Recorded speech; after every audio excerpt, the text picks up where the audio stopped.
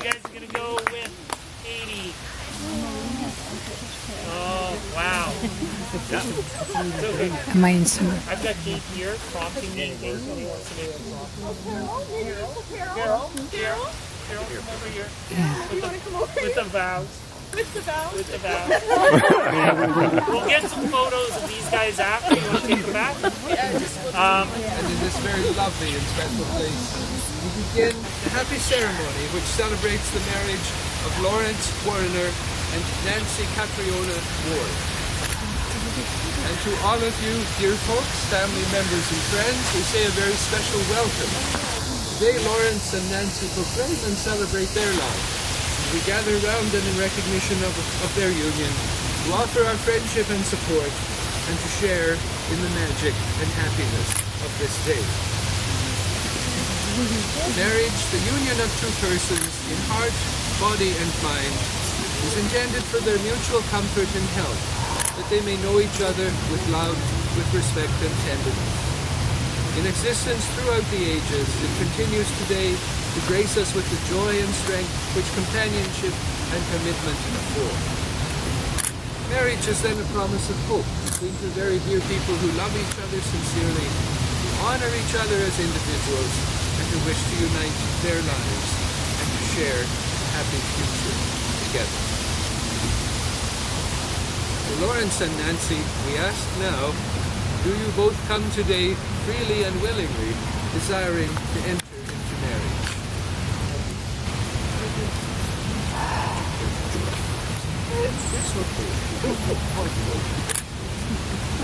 Today of all days is a very special day in praise of your friendship and love, and the day on which your hearts and lives are united.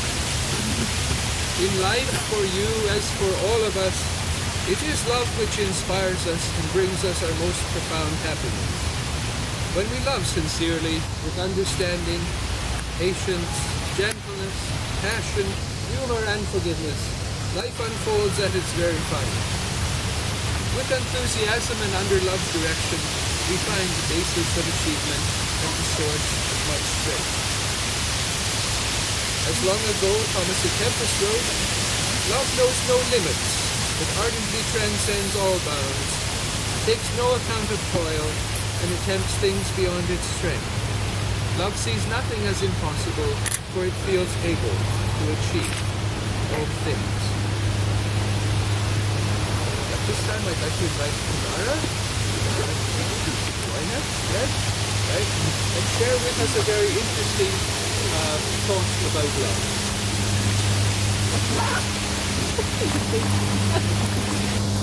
People are like cities. We all have alleys and gardens and secret rooftops and places where daisies sprout between the sidewalk cracks. But most of the time, all we let each other see is a postcard glimpse of a skyline or a polished square. Love lets you find those hidden places in another person, even the ones they didn't know were there. Even the ones they wouldn't have thought to call beautiful themselves.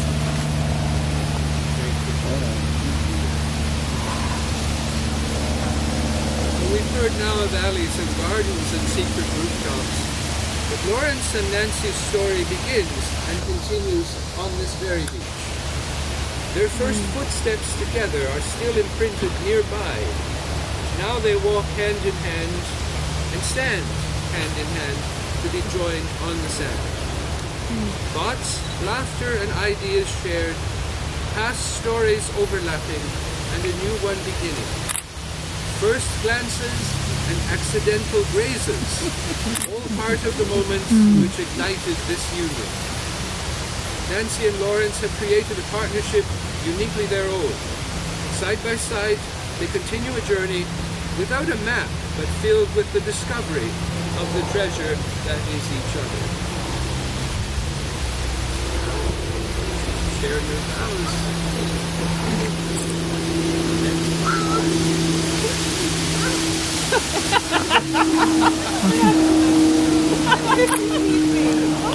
Okay.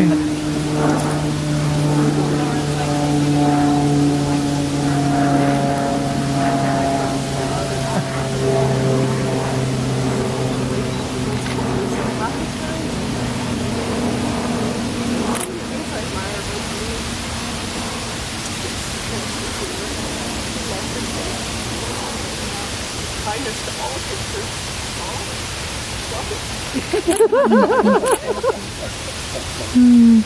things I feel come true. To always work with you, your partner, and to always support you and help you throughout these situations. When it comes to loving you all that you are, your strength, your weakness, and you have set me in contact for all my faults and all my strengths and talents. So that's and I'm so excited to be marching on this adventure with you. I want to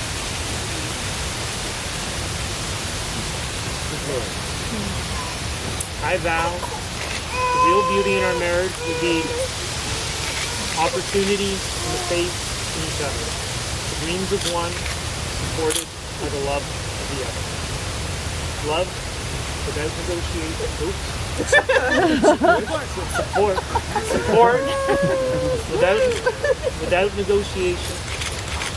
Love without bounds or boundaries. A million little moments to be discovered by you, me, and us. Each one possibly small, some remarkably sweet, a few close with tears, but every one ours. Each one of us completely ourselves, for that is how I will always be.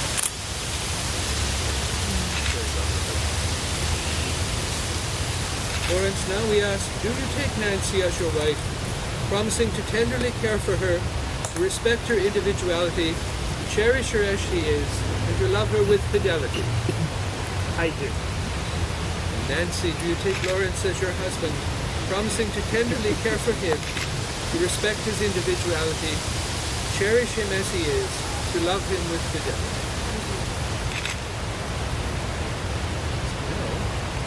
Joined, and if I may join with you as well. Inasmuch as Lawrence Warner and Nancy Catriona Ward have joined themselves by solemn vows and the joining of hands, by virtue of the authority given me by this province, Ontario, and its Marriage Act, I joyously and proudly declare they are forever husband and wife.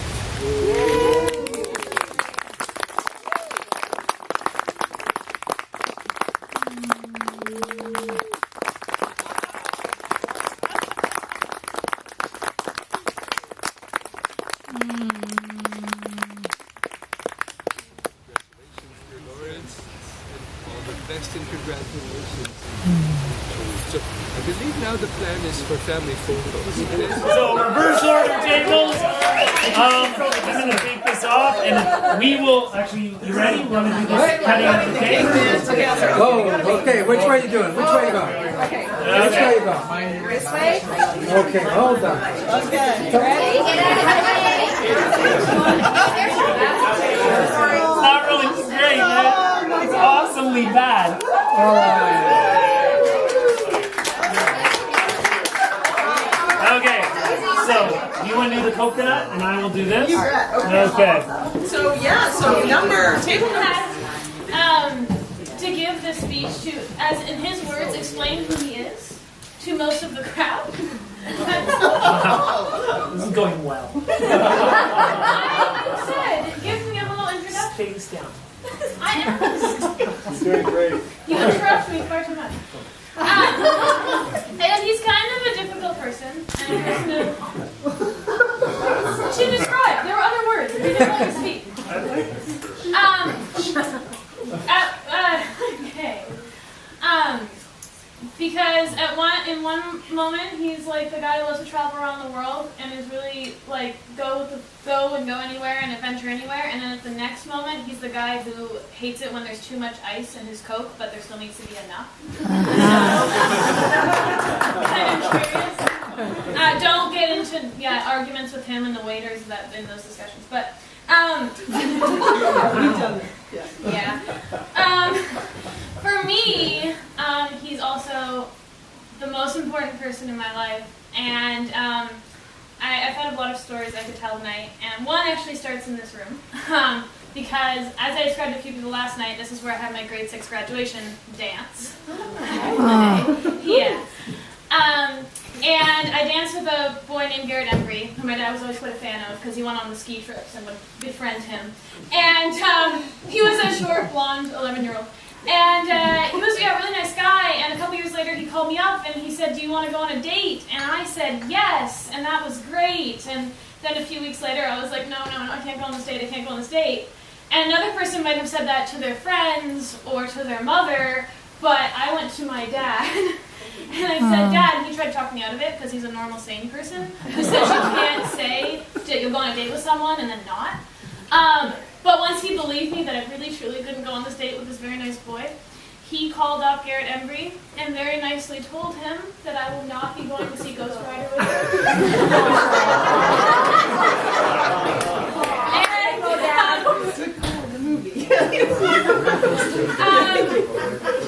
That, for me, is who my dad is. He's the guy who's always been there to first try to make me do the good thing, and usually he can. Kind of failed that time. But then, if I can't do that thing, get me through it somehow. If it's like math testing up to 1 o'clock in the morning, Faith knows this pain, and where I couldn't do math, and I would be, by about 12, I'd be like kicking and screaming, I'm dead, I'm going to fail, that's it, like we're done in high school here. And he would say, no, let's keep going, and actually get me through the test. And this was like every 2 weeks for like 4 years, so, yeah. And he's also the guy who kind of unusually, like, I didn't go to concerts with my friends, and the concerts I look forward to, they were the ones I went to with my dad. So when he says the music he likes, it's really the music we like, because that is like our thing. And yeah, we obsess about that over and over again.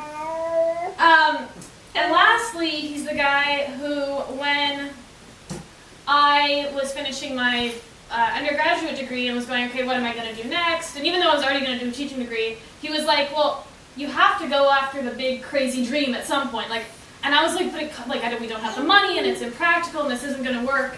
And he said, just forget about all that. We'll figure out all of that later. Go for your like big crazy dream. And by the way, my big crazy dream is to write young adult romance novels. Like, it's not exactly a normal big crazy dream, and not something my father would ever read unless it had my name on it. But he still said, like, go for that. Like, you will, and I'll support you through that, and we will figure out, like, the two of us, a way to make that work. And I thank him so much for that, and for believing in me, and being the person who always believes in me. Yeah, so to that end, I know that was my big crazy dream that I'm working on currently, thanks to him. And I know for him, one of the big crazy dreams of his life was finding someone that he really could have that big love thing that, like, I would love to write about and, like, obsess about.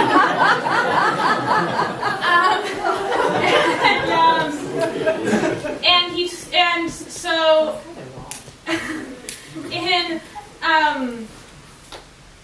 in the time I've seen them together and everything, I know that for him, this is, with Nancy, his big crazy dream that he has to go for, and that I need to support him through, because that's what he's always done for me. And I know that Nancy likes the parts of my father that I like when we're at a restaurant, she'll analyze the couples and go, okay, have they been is this their first date, or is this like, are they about to break up? I don't know. And she also likes the parts of my father that kind of drive me insane, like I'm going to take off for a year. Great dad. Or the, aren't I so funny? Like, let me entertain everyone thing, which he's been doing a little bit tonight. I'm not such a fan, but she seems to be able to put up with that and actually kind of into that. So I'm just humoring it. But to have someone who can actually like all of those pieces and support him through everything and look out for him, to have someone else, it's a scary day today to hand him.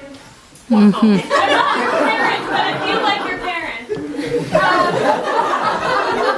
I'm handing over my heart. There's lots of room in this heart. Not to worry. To protect, and at the end of the day, I know that this is the dream he has, and I know that I want someone to protect him, and I know that he'll do So thank you. And welcome and congratulations. And apparently I'm supposed to give a toast now. I don't drink, but for those who do.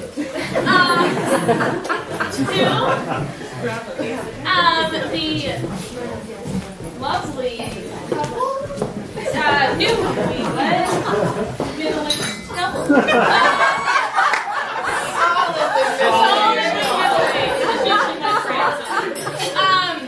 While we toast and welcome them to their first dance. You're the prettiest girl that I have ever seen. Then he got down on one knee. He got down on one knee. The dress. If you take my golden ring, then happy I would be. Mary, won't you marry me? Mary, won't you marry me? She didn't say a single word, just offered him a smile. For Mary was with child. Not pregnant.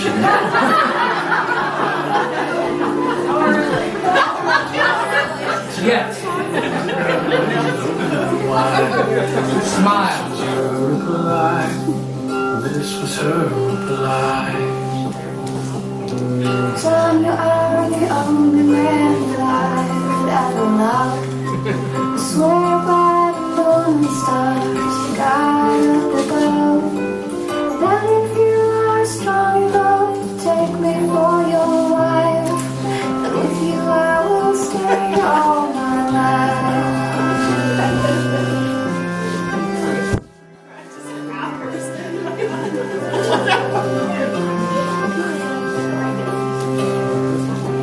Church was set for Sunday, and everyone was there. Mary's mother said a prayer. Her mother said a prayer. And you could cut the silence when John said I do. Then Mary said it too. Sweet Mary said it too.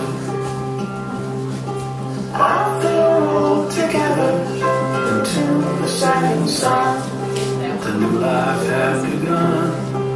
A new life had begun. He took her up and he laid her down and he loved her through the night. And they both knew it was right. They both knew it was right. Son, you are the only man that I could ever love.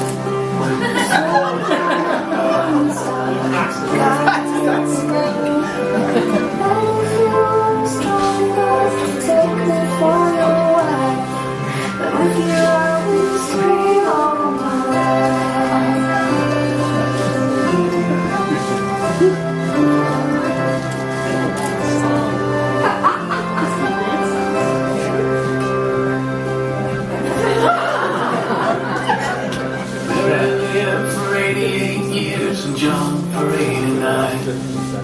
Fine summer wine, fine summer wine.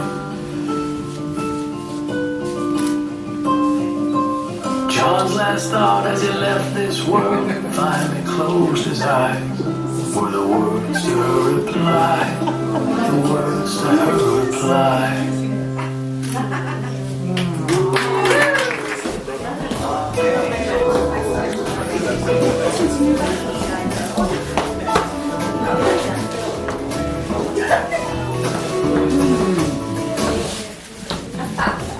If I Had $1 million. if I had $1 million, well, I'd buy you a house.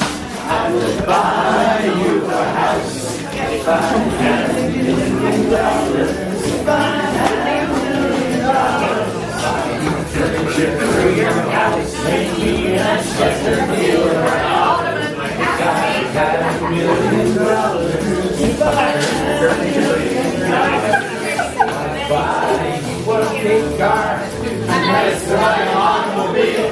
If I had $1 million, If people want to start getting up, feel free. Want to get up and dance, feel free. Not a lot of people are feeling free. People in our yard.